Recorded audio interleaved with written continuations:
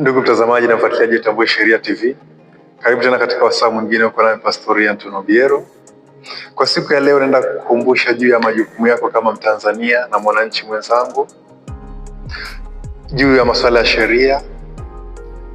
Jamani, inapotokea mtu amekukwaza, mtu amekuudhi, labda kuna mambo hayaendi sawa, ukapandwa na jazba, tunakusisitiza usichukulie hatua mkononi, kwani kuna mihimili ambayo ipo sahihi na itakusaidia kuifikia ndoto yako na haki yako utaipata bila changamoto yoyote. Hivyo basi, kwa sheria za Jamhuri ya Muungano wa Tanzania, chombo pekee ama muhimili pekee ambao umepewa mamlaka ya kutafsiri sheria ni mahakama.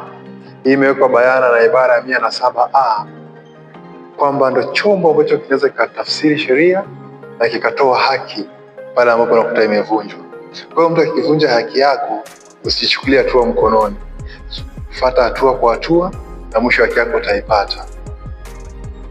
Kwa kuendelea kujifunza zaidi na kupata miongozo mbalimbali ya kisheria, usahau kulike, subscribe. Ulikuwa nami Pastori Anton Obiero. Asante.